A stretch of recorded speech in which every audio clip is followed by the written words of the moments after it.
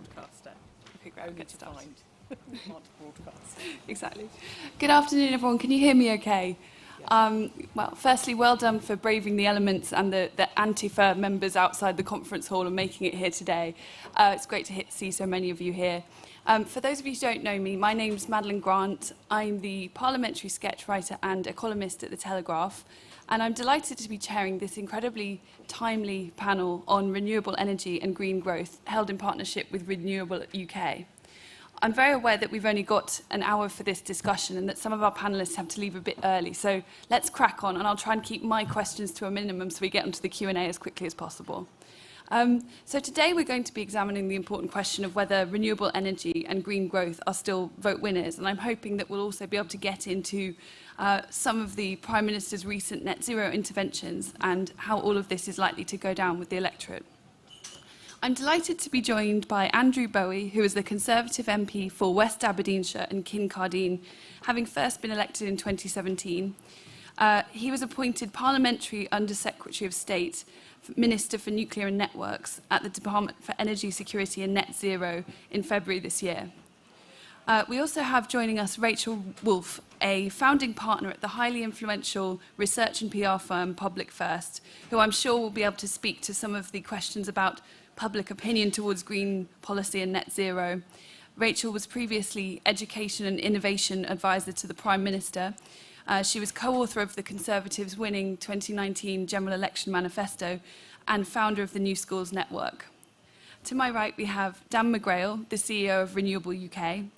Dan has served in this role since 2021. He previously worked in a variety of roles across the energy sector, with a particular expertise in wind turbine manufacturing, including as Managing Director of Siemens Power Generation and as CEO of Siemens Engines.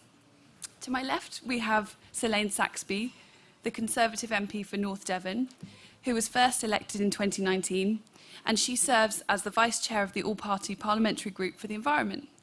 And last but not least, we have Sam Richards, the CEO of Britain Remade, a grassroots campaign for economic growth. They're doing some truly fantastic work highlighting the difficulties that Britain faces in building and delivering infrastructure, amongst other things. Previously, Sam was Boris Johnson's Special Advisor on Energy and the Environment and the Director of the Conservative Environment Network. So a warm welcome to our panel, and I would like to begin, please, with Andrew and his introductory remarks. Thank you, Madeline. It's really good to be here. I was just saying to the previous event that I was at, this feels more like an energy conference than as a party political conference in many respects. The amount of energy companies and organisations that are represented in the exhibition hall and the number of fringe events this year focusing on energy, on net zero, on energy security, on investment in the grid and all the rest of it. It's fantastic. It's a fantastic place, if busy, place to be as a minister in the Department for Energy Security and Net Zero. And you know, I was presented with a very interesting stat at a panel that I was on just over a couple of hours ago. 71%, or I think I've got that right, it certainly is in the ballpark, 71% of the British people are in favour of net zero. Only 16% are against, and some people of that 16% are against net zero by 2050 because they think we should be going faster. So the idea that the British people are somehow anti-net zero or agnostic on reducing our carbon emissions and moving towards a cleaner, cheaper space for energy production in this country is for the birds. The British people are supportive of net zero. They want to reduce their emissions. They are proud of the fact that this country is leading the world, and we are leading the world. You know, Claire Coutinho gave the Conservative Party's greatest hits on net zero earlier on, but I'm very happy to do so again. Decarbonise faster than any country in the G7 whilst growing our economy at the same time. We have the first, second, third and fourth largest offshore wind farms in the world. We're about to have the fifth. We've launched Great British Nuclear. We've done our SMR down selection. We have now no coal being used for energy production in the United Kingdom. And we've done all this whilst creating hundreds of thousands of new high-skilled, high-wage jobs with many more to come. So we have delivered, we are delivering, and we're committed to continuing delivering. However, it is really, really important that net zero is not seen as a cost to be borne by the British people, especially at a time, as we've just come through, an incredibly difficult winter where they have been paying high energy bills and where they do look with worry at the cost of a new electric vehicle or the cost it would incur on them to get a boiler upgrade. And that's why the Prime Minister took the decision that he did just last week, delivering net zero in a proportionate and pragmatic way, ensuring that people are not going to be made poorer by decisions that are taken by government on their behalf, I think is an eminently conservative position and principle to hold. But in no way does the decisions that he announced last week detract from our overall ambition to reach net zero by 2050. We remain committed, we remain on track, and indeed we are actually leading the world, and that's something that we can be incredibly proud of. I'm not going to speak for very much longer, Madeline, because obviously we want to take questions. We've only got an hour, as you said, and there's other people on this panel, but I just want to say that I think I thought I had the best job in government when I was the exports minister, because I was essentially just travelling the world selling in the UK. It was a pretty good gig. But this is genuinely the most interesting place to be in the most interesting department at a time when we are living through, quite literally living through, an energy revolution right now, here in the UK and around the world. It has huge challenges, absolutely huge challenges. But I'm certain that we can overcome them, and we will overcome them, and we will deliver for the British people, continue to grow the economy, creating the new jobs that people want, and making energy affordable. And if we can do all that, then I think we'll get the thanks to the British people in the process. Thank you. Thank you very much. Can we come to Rachel next, please? Thank you. I'll also try and be brief. So I think the question is renewable energy still a vote winner? And I think there are some genuinely complicated political questions at this conference. I would not say this is one of the complicated questions at this conference. So I'll go through the polling relatively briefly, and most of you will be very familiar with this. People of all parties and all demographics care about the environment. There are countries where it is genuinely polarising. The UK is not one of those countries. That's the first thing. The second is, of all the things that you might do on the environment, renewable energy tends to come up pretty much at the top. People are supportive of it. They understand both the environmental and potential energy security benefits of it, and they even support it in their own area. Of all the things that you could do on the environment, this is one of the easiest in a world which is in general very popular.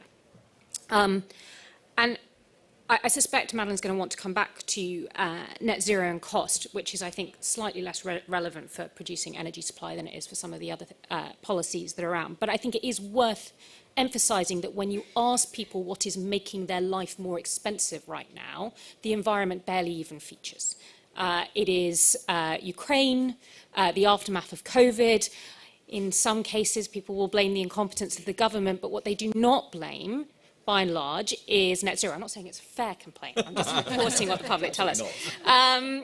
So if what you are trying to convince people of is that life is expensive, which they do not need to be convinced of, and you are going to do something about it, changing your policy on the environment is unlikely to be particularly effective. I think there are a couple of other things that are worth emphasising, because the truth is that in polling, we quite often, or when we're talking about politics, what we quite often do is focus on how a particular policy polls or doesn't poll. Is it more supported or unsupported? The truth is that's not how most people think about politics. Most people think about politics as little as they possibly can. But when they do think about it, they think broadly, what is a political party or a government about? Is it delivering for me? Is it not? And I think there are two things that really matter as we think about going into the next election. The first is the Conservative government has been in power for a long time. And what I think was possible in 2019, which was to say this is a brand new government, is harder now. And that makes it even more important, and Andrew, I know you spoke to this, that you're able to sketch out some kind of record, that you're able to say, we started here, these are all the things we've done, and this is how we're carrying on. You can't do a completely new manifesto, which we sort of did in 2019. It has to be, we started the job and now we're going to finish it. And I think actually our environmental record is one of the areas where you can show some degree of consistent policy over time, and you have to be able to defend that and carry on with it. The second is that there is no question, and I think there are very good reasons for this, COVID, the energy crisis, others, that people think that fundamentally nothing works in this country at the moment, nothing can get built, there is no progress. And in that situation, it is really important that you can demonstrate that you can get some stuff built. And given that renewable energy is in fact really very popular, of all the planning reforms that I think you can do that will gain some support and demonstrate you can get things built, I would put this pretty high up on the list.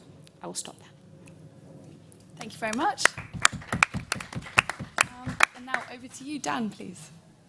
Thanks very much. I thought it was interesting you pointed out, Andrea, about the presence of the energy sector at conference and how it feels like an energy conference. And I think there's something, and you've all been handed... I've never felt more loved, I have to say. Oh, that's good. And please feel that way.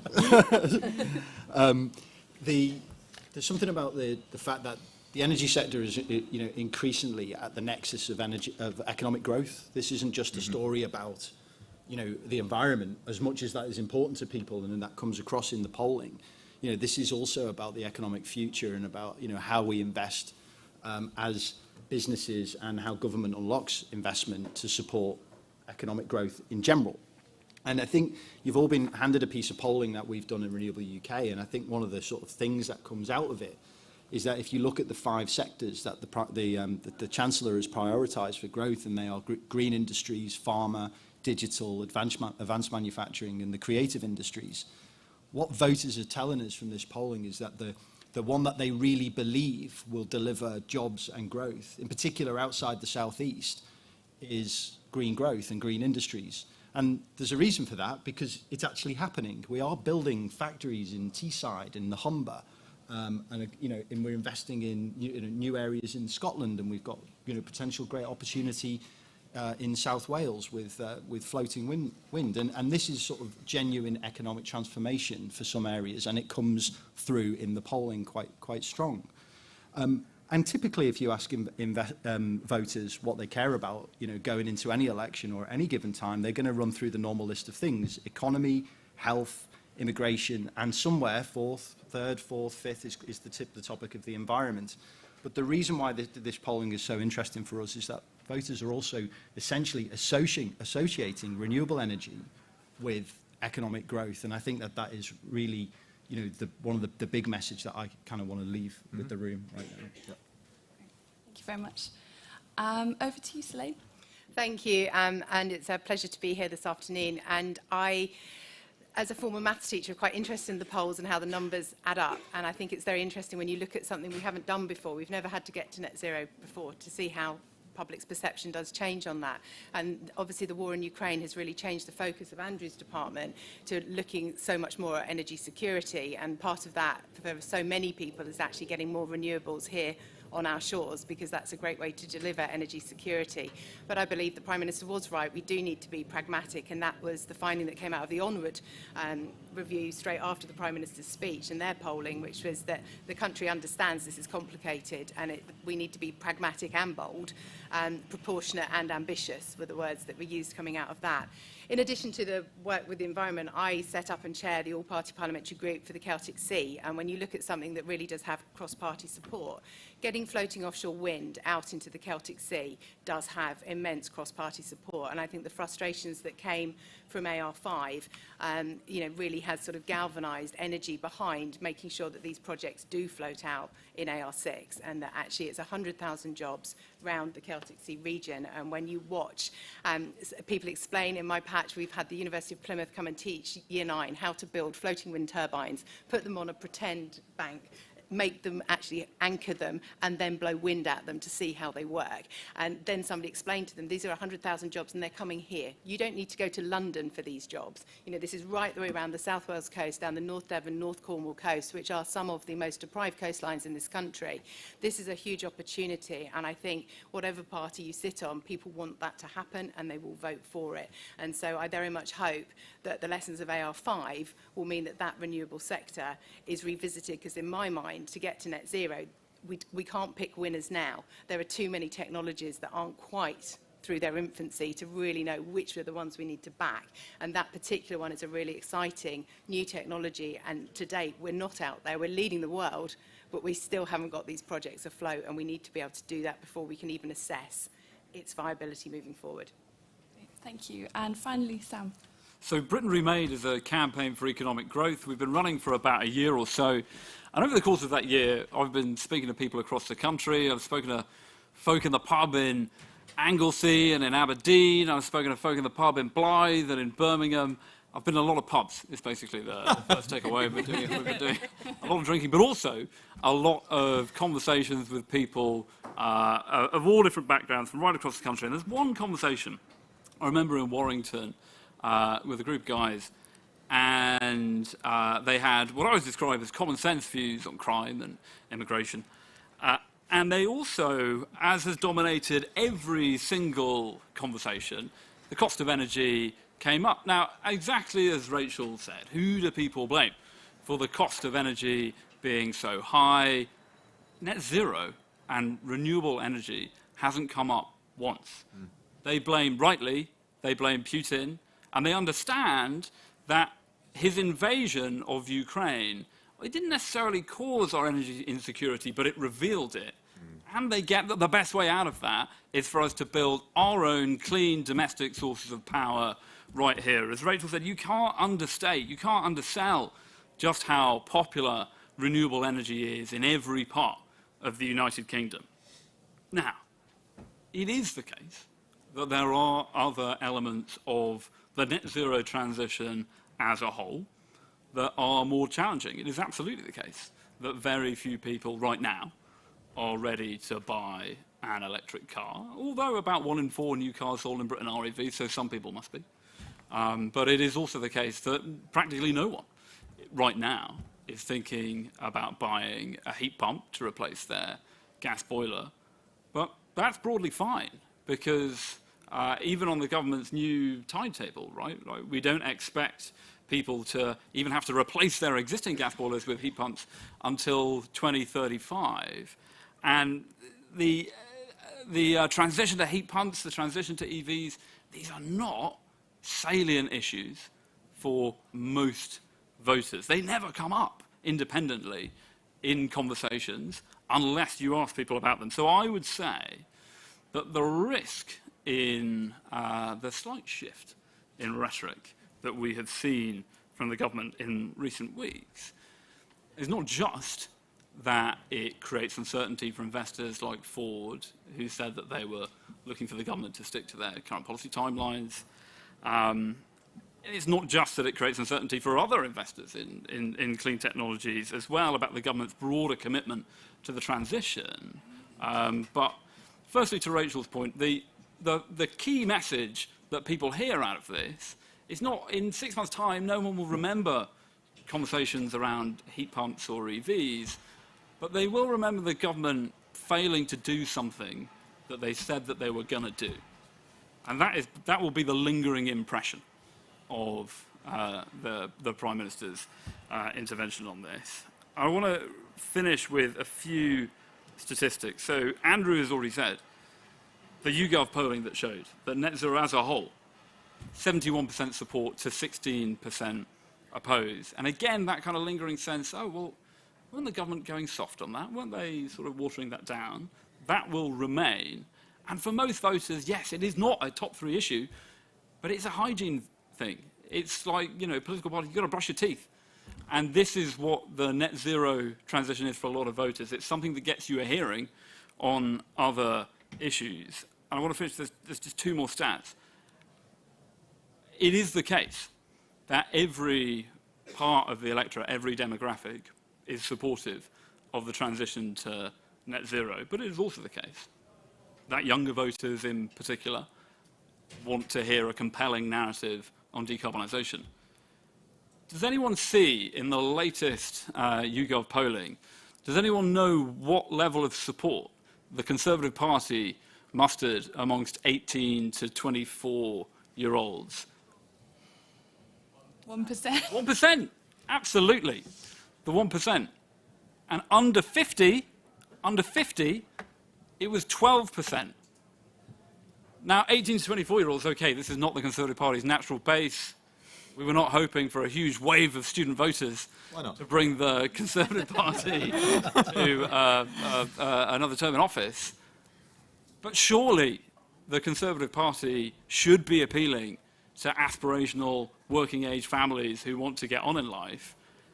And if we're going to win these people back, yes, we need to build some houses. Yes, we need to build the infrastructure that we need to cut their costs and cut their energy bills. But also, we need to have a compelling message on net zero. Yep. Thank you so much. Okay, I'm just going to ask really just a couple of questions, and then I want to get to the audience as quickly as I can. So, firstly, to Andrew, if I may, it's obvious that green policy is something that people value in the abstract, but is there also perhaps a danger that when you start to drill down into specific policies, and particularly specific policies that will cost individuals money, when you start to get into what does this actually cost me if I have to put my hand in my own pocket, that actually some of this support is perhaps not as strong as it seems at first glance? And secondly, is there also a risk that the Tories will always be outflanked by, let's say, a Lib Dem or a Labour Party that will simply promise something even more ambitious, however unachievable? On your last point, I doubt it, given it was Ed Miliband that said that removing coal completely from our energy baseload was a pipe dream, and we've actually achieved that about 5 years earlier than we initially set out to do. I mean, we were the party that legislated for net zero. I've already set out what we've achieved. It was Margaret Thatcher who was the very first world leader to actually talk about climate change on the world stage when she went to the UN General Assembly in 1989. So it is an inherently conservative ideal to seek to leave something in a better state than which you inherited it. And so therefore, I believe that getting to net zero is an inherently conservative idea. And there's no reason why we should think that we could be outflanked on this by Labour or the Liberal Democrats, but it's also a conservative ideal that we make people, that we seek to ensure that people have more of their own money in their own pocket. And we cannot take decisions that mean that people will then feel poorer as a result. So yes, we need to drive forward on net zero. We're absolutely determined to do that. We've legislated for it. We're going to meet our targets. We are determined to see through this energy revolution in this country. We're going to do so supporting the British people. What we haven't done thus far, and this maybe is a failure of the government, is actually engage in that narrative with the British people. What does net zero actually mean? What are we going to ask you to do, and what are we going to do for you as a government? We haven't done that as yet. I think the Prime Minister last week began that conversation. We need to now develop that conversation yet further, and I'm very keen that we do so. The point was made just at the end there about young people and supporting the Conservative Party. Under Boris, I was the Vice Chairman for Youth in the Conservative Party, and I used to say one of the big challenges we face is that the Conservative Party, the average age that somebody starts voting for the Conservatives gets older at every single election, and that is unsustainable. So we do have a challenge on our hands, and we have to ensure that we are seen as the party of net zero and the party that is committed to delivering this revolution. If we do that, then there's no reason why we can't be in the game for the 18-24 vote, which is a little bit more challenging for Conservatives, but certainly for the under 50s. And Dan, did you want to come in as well?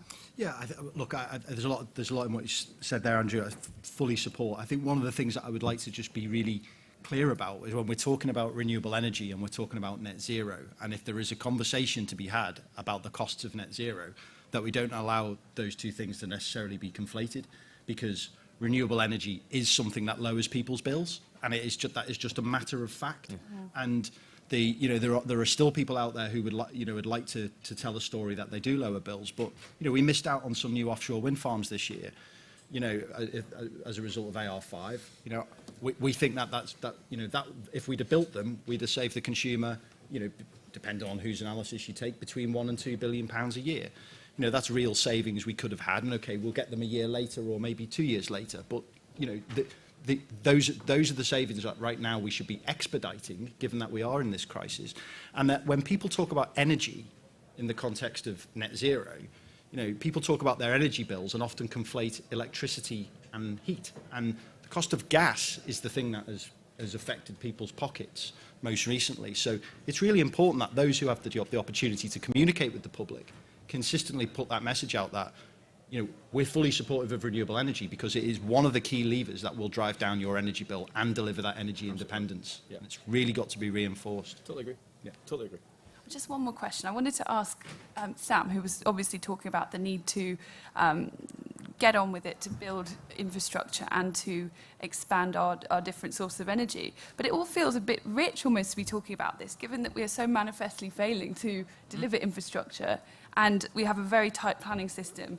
And also often the efforts to produce any kind of energy, whether it's nuclear or whether it's fracking or onshore wind, gets scuppered by the same kind of NIMBYism and etc. that bedevils all big projects. I mean, we're sort of talking in abstract here, but how do we actually make this happen? Yeah, no, totally right. I mean, look, I don't need to tell the people in this room that it takes 13 years to get an offshore wind farm up and running, when actually building the thing takes 2.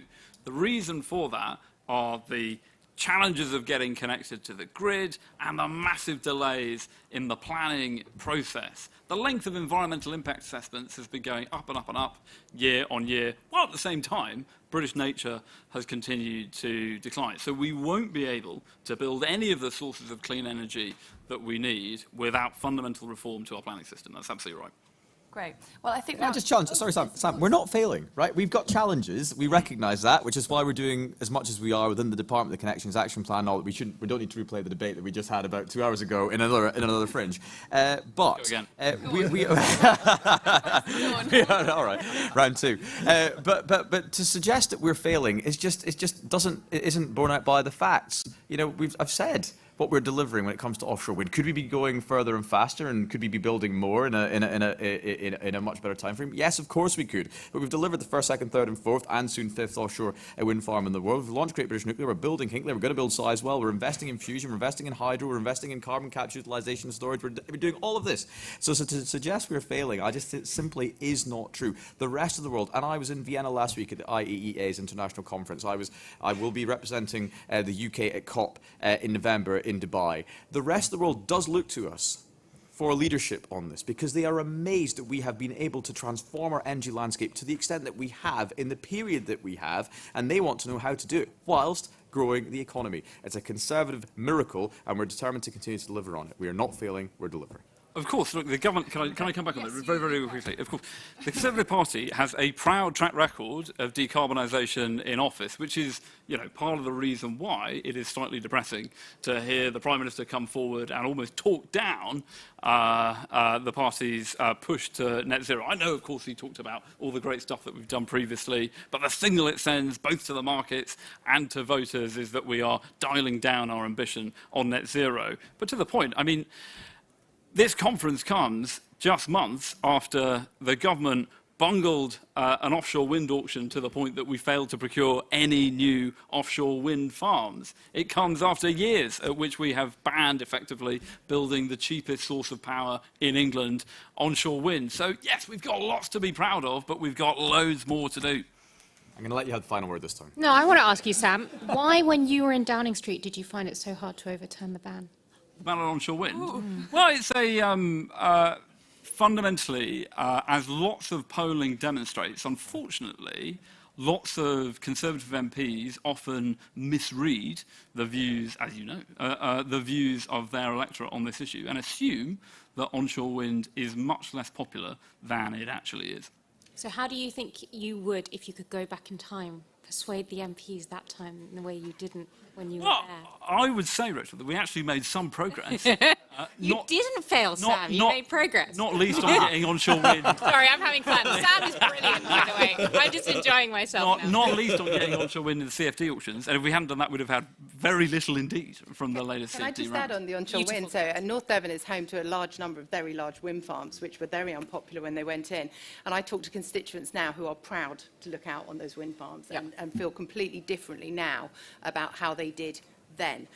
But, this is the government that is now pushing this forward, that we are going to put onshore on. And I think one of the other things the Prime Minister spoke about, which got somewhat lost in everything else that was spoken about, was the issues with the grid and unblocking it. Because in seats like mine, I have individual farmers who have been unable to put a wind turbine on their farm because of one person in the village, which will now stop, and have been unable to put solar panels on their dairies because they cannot connect to the grid, which will also now stop, because the national grid is also improving. So, yes, what's gone on is frustrating, and for no one more than me, having championed it for 3 years, but there are so many positives that are coming out of what came through on the energy bill, and we are still driving this agenda forward. And just to sort of reiterate, sorry, Madeline, I think it is true that often MPs overinterpret opposition because it's noisy in their area and it isn't backed up by the data. I will say my controversial statement is I think one of the challenges is that sometimes it feels like there's environment on environment noise. That people who are pro-building infrastructure that is important for our future energy system feel frustrated by people who are pushing environmental regulations that slow it down. And I think that is a real problem. Yeah, absolutely. Okay, great. Well, I would now like to turn to the audience Q&A. I believe we have a couple of roving mics that are doing the rounds. So any questions? Great. Can I start with the gentleman at the back there? Yeah, thanks everybody. My name's David. I work for Equinor, Norwegian energy company and big investor in the UK, including hopefully Selene and Celtic Sea. I had a question to Rachel, if that's all right. So if you were asked to write the manifesto next year, Sorry, carry on. what are you going to put on it on this subject? If you were asked to write next year's manifesto, what would you write this time around on this subject? I would definitely have very ambitious promises on renewable energy, and I would try and size that in terms of the energy security, resilient and bills that it promised people. So I haven't crunched the numbers, but broadly I think if you can promise people lower bills and greater energy security, that is sensible. Great. Gentleman just here to the left. Hello, James from Cooperatives UK. How important do you think it is to find ways to make people partners and beneficiaries of the energy transition through things like community energy, that type of thing? Yeah, that's interesting. I mean, I wonder if we could perhaps hear from the MPs first and then perhaps the rest of the panel if they want to weigh in on that. Yeah, so on community benefit, vital, right? There are communities across the country who do feel, under siege at the sheer scale of energy infrastructure that they're going to be asked to host as we drive towards this new era in the UK. Picking one area at random, East Anglia will be asked to host about 30%, or no, 30% of the UK's electricity demand will pass through East Anglia over the next 10 years. And so communities there feel that they are going to be put under a lot of pressure regards the amount of building work and infrastructure they're going to have to host. So we need to come up with a significant community benefits package to recompense these communities, to essentially thank these areas for hosting this infrastructure on behalf of the nation. And on that, we ran a consultation earlier in the summer. The department is reviewing the response to that, and our response to that will be coming out imminently, I think in the political autumn, so before Christmas. We'll have that out. Selene, any thoughts on that? Community energy, there was 135 Conservative MPs signed up to the Community Energy Bill. I mean, it was a hugely popular initiative, and, it is thanks to the Minister that we have got it over the line again within the Energy Bill, but a lot of work has gone on at Westminster to make sure that happens. Well, I do sort of worry, though, that actually MPs often talk about this as a way to override local objections, that you bring local people with you. But actually, very often, even if there is some potential financial benefit, you will still have a very large number of people that will agitate and say, no, not in my backyard. And I just do think that there are many parts of the country where that level of NIMBYism and also the feeling of the amount of weight that is given to people to make objections, that will still win out regardless of these incentives.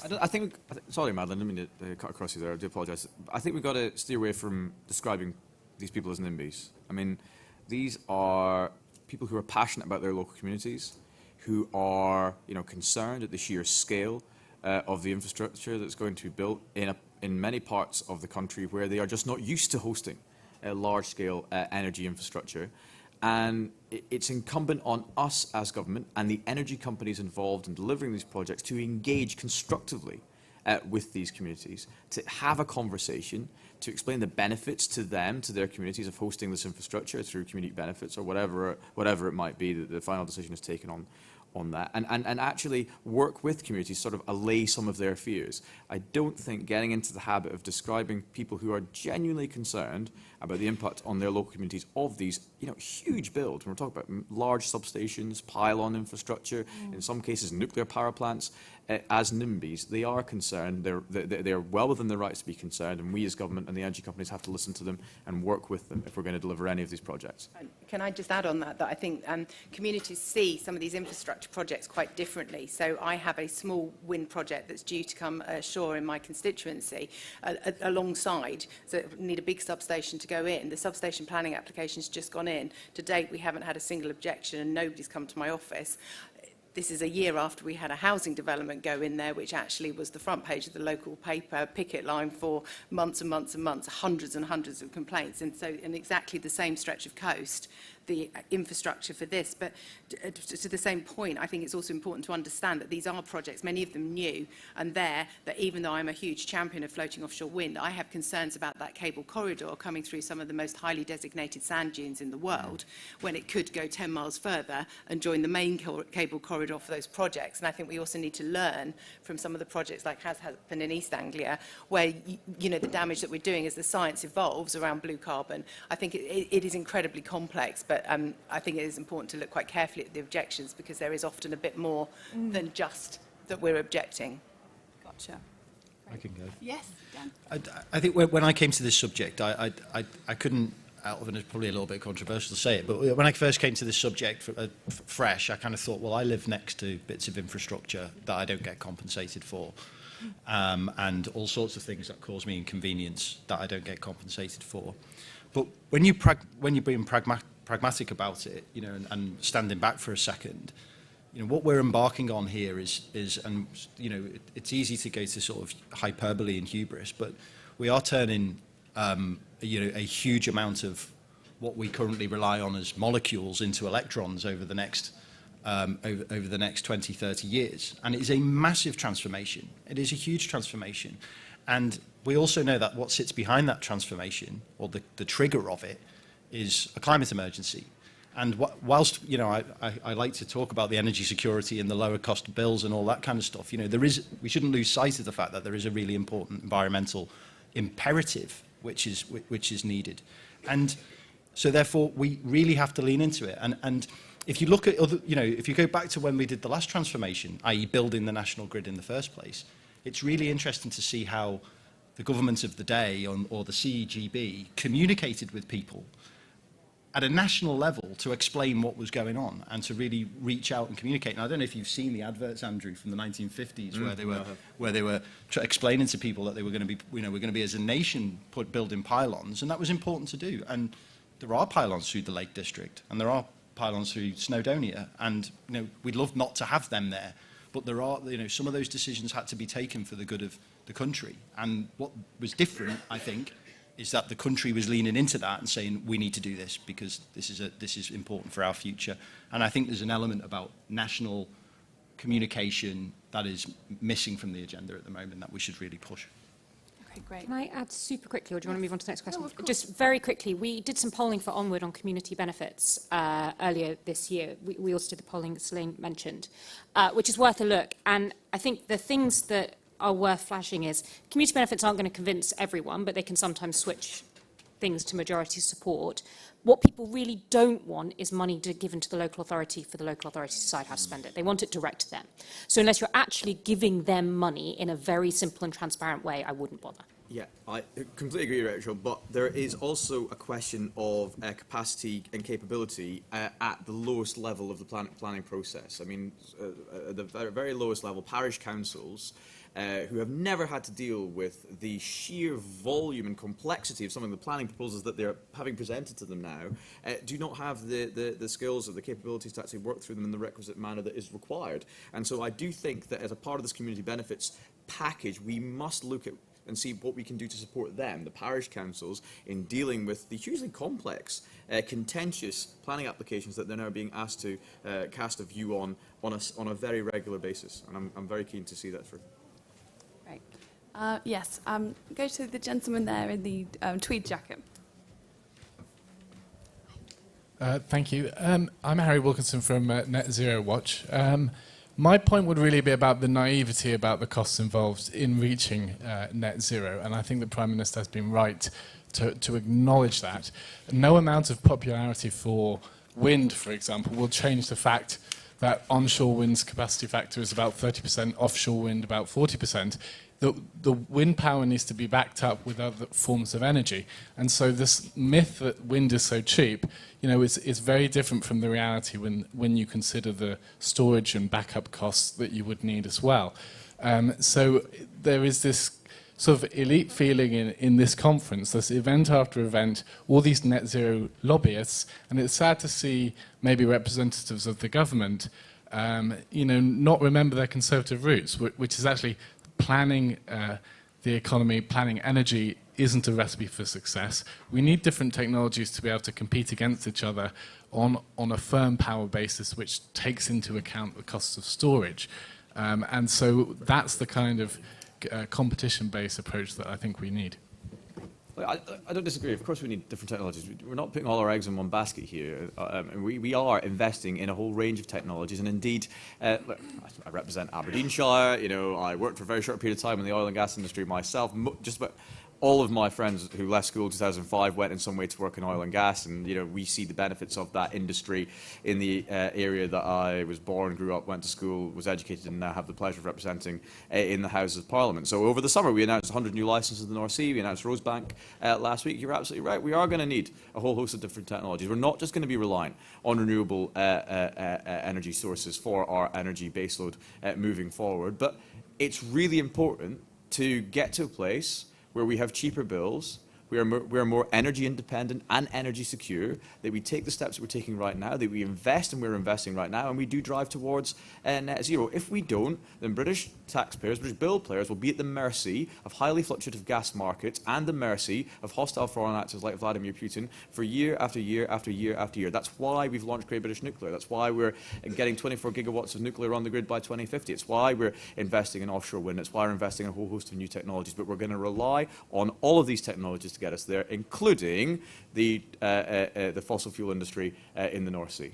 And I think in addition to what Andrew said, there is, where things are coming ashore, industry is already picking up. I've had hydrogen businesses come and sit in my office because they're going to build a plant to pick up the excess wind that's coming in, and they're going to build a fertiliser plant on the back of that. So I haven't had to drive that. There is industry already recognising we can't store this wind when it does come in, but that's why projects such as the Celtic Sea one ends up being so vital, because the wind blows the other way around to what it does in Blythe. So I think it is that multifaceted approach that we need at this point in time. And do you want to comment on this, or? Yeah, no, look, I mean, it's a regular conversation. It's not like the first time we've had the conversation, and it's one of those things that often surprises me. All the pioneering work that we've done in developing renewable technologies and wind power is, the idea that we weren't aware of the weather is kind of, amazing. The reality is that, and I used to build combined cycle gas-fired power stations, and it's a really interesting industry, and a lot of innovation goes on, although it's at a very different stage in its learning curve.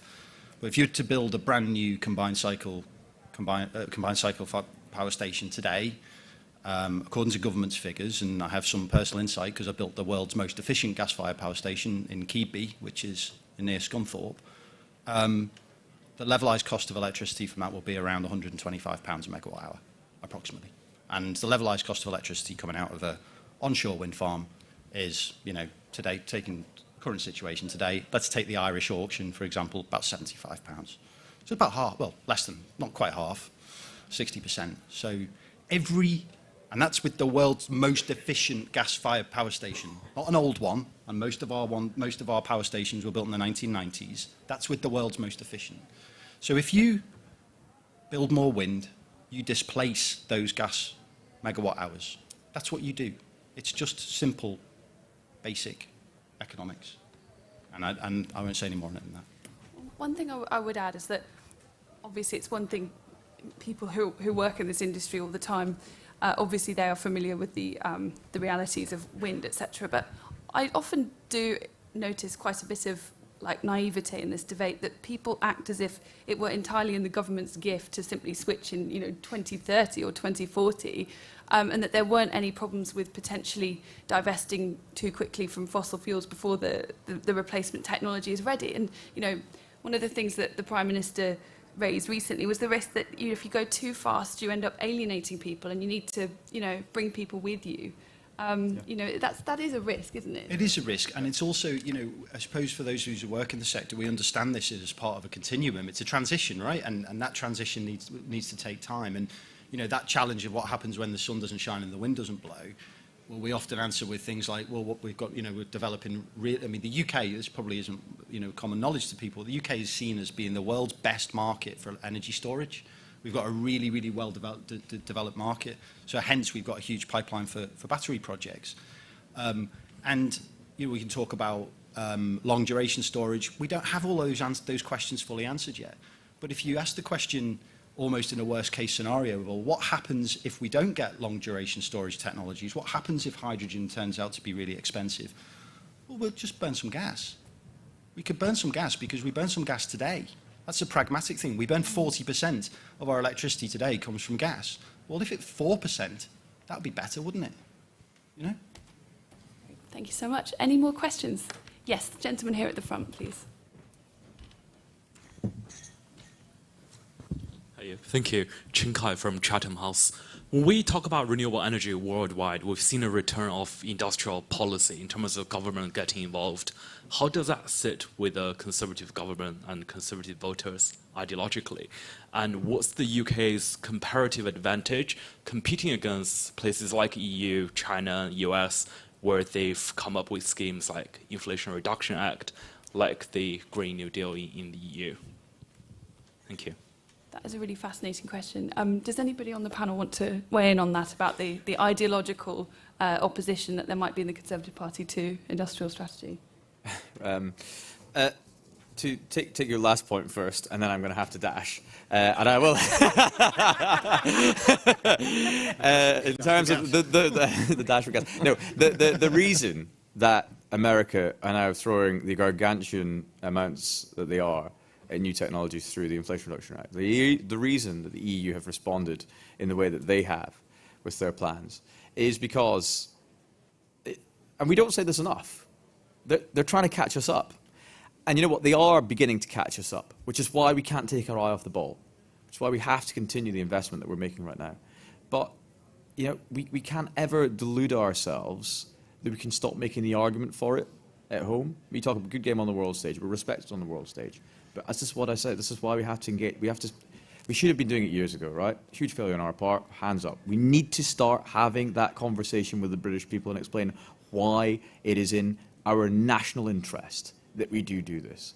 Because if we deliver the projects that we're seeking to deliver now, we will have the greenest but also the cheapest energy in Europe. Absolutely. That is our aim and our ambition, and we're going to deliver it. And in terms of reducing the burden on bill payers, becoming more energy secure and independent, defending this nation's interest, I can't think of anything more conservative than that, can you? So, yeah. Anybody else want to come in on the panel? Or? Yeah. Yep. I would say that there is a very clear conservative route forward here.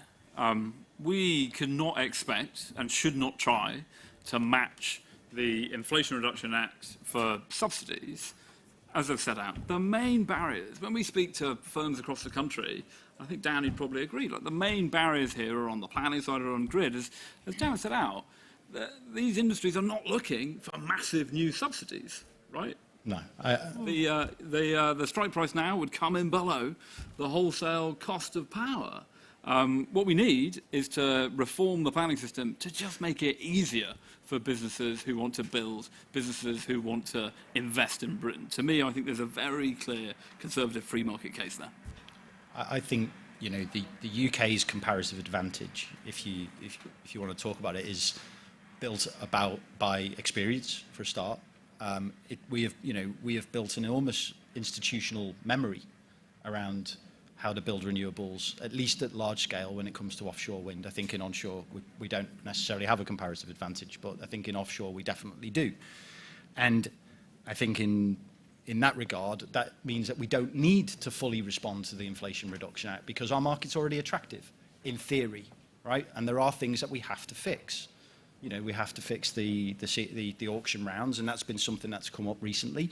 And you know, there are areas where we have big challenges for peculiarities. Our ports industry is really difficult to invest in, for example, whereas in Germany it's much more easy for the state to intervene there, whereas, you know, and there are specific things there. But, you know, we need tweaks fundamentally to the system to really get the industrial strategy going. And we don't necessarily need a bigger program. But what I would say is when it comes to capability comparative advantage, I always say there's a reason why all the Formula One companies are in the UK. And the reason why their factories are here is because we're brilliant aerodynamic engineers. We know how to make a Formula One car stick to the road, and we're excellent at it. And there's a reason why we build aircraft wings in Bristol, or we build great fighter jets in the Northwest. It's because of that core technology. Well, guess what we need in wind power? We need blades, and we need them to be really efficient. We need them to harness the energy of the wind. And we could become world leaders in this technology. And that's just one example of how you can apply British ingenuity to the problem and make it an export. Can I just reinforce the point Sam made about planning, that actually, in my mind, planning reform is utterly fundamental to actually addressing that very low number of young people that actually support us. Not only would it help with our renewable energy, but it would actually enable us to build some houses that people can afford to live in.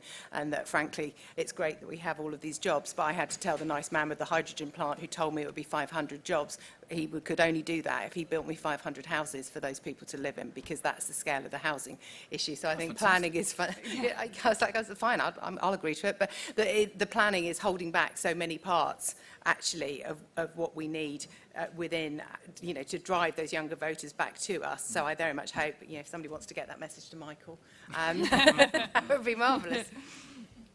Fabulous. Any questions? Yes, gentleman right there at the back. Hi, I'm Darren Richards from Hitachi Energy. Just coming back on the last point about industrial strategy, I think a lot of the answers from the panel were around investing in new generation or transmission projects rather than the supply chain that might support them. And I guess from, you know, looking at the offshore wind story so far, we've been very successful at growing the capacity. What we've been less successful at is actually getting the benefit of green jobs from a manufacturing point of view. So perhaps you'd expand on your answers to cover that side of the puzzle. Great. Dan, would you like to get the ball rolling there? Yeah, I mean, I tried to allude to it with talking about some of the UK's. You know, I don't think what we've done really well, Di, in Britain is really taken. We've tried to solve the problem by having local content targets and saying we should build 60% of this stuff in Britain, and that turns out to be quite hard because it takes you into areas where the UK doesn't have comparative advantage. It takes you into areas where actually other countries are logically better. And I think actually, you know, in talking to a Conservative conference, it's also always worth recognising that, you know, that kind of, you know, quota-based approach isn't really what, you know, free markets deliver.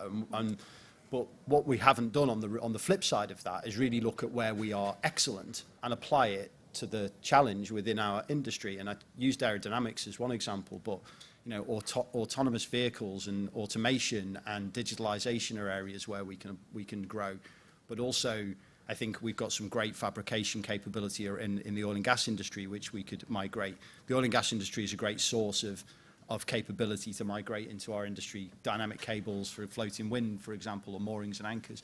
And then, you know, the other area I think is right in your space, Di, is in the grid. You know, we're great electrical engineers in this country, and we've got a really good core capability. And the more we can harness this through, actually as a sector and government, identifying where we're great, putting programs into place that support us to scale up and to migrate technologies, to incubate innovation, that kind of stuff, that will turn us into a superpower. And the final point I'd like to make is, even though we like to tell a good story about where we've come from on renewables and where we are now, this is still an industry which is comparatively nascent. You know, we can't yet be compared with automotive or nuclear in terms of where we've got to. So we haven't formed the institutions. The Aerospace Technology Institute, for example, who drives the aerospace industry, or the Advanced Propulsion Centre for automotive. We don't have these yet in renewables, and we need to start to build some of that architecture that can plan and decisively intervene on where we can deliver growth in this sector. That's what my view is. And that's not quite 100% industrial strategy, but it's somewhere on the way. And on the project that I know so well around the Celtic Sea, what we've very much tried to do is to get people to speak to each other, so that we've not got ports competing for the same business, that we're not manufacturing the same thing, but we do have those pockets of excellence to manufacture components. And as we head into AR6, the conversation around where things are made, how they're made, and also nudging FlowMIS along to make sure that that funding, when it comes into ports, that we haven't got Cornwall or Devon competing with South Wales to say this port's going to be great at this, this is going to be great at this, and to also recognise, whilst the manufacture is important, if we put 250 floating offshore wind turbines in the Celtic Sea, that's a lot of jobs maintaining them for time to come. And that, yeah, the build is one phase, but the next 50 to 100 years of keeping them out there is also a hugely skilled environment to move into, and to make sure that we're actually ready for that as well. So I think it's a great point, but I do think there is quite a lot that we are moving, and I hope learning that actually where we've got a brand new cluster forming in the Celtic Sea, that actually those businesses are really working together before we've even got the turbines out. I think, can I just leap in on that one? Yes. I think we all want to see more of the kit built here in Britain.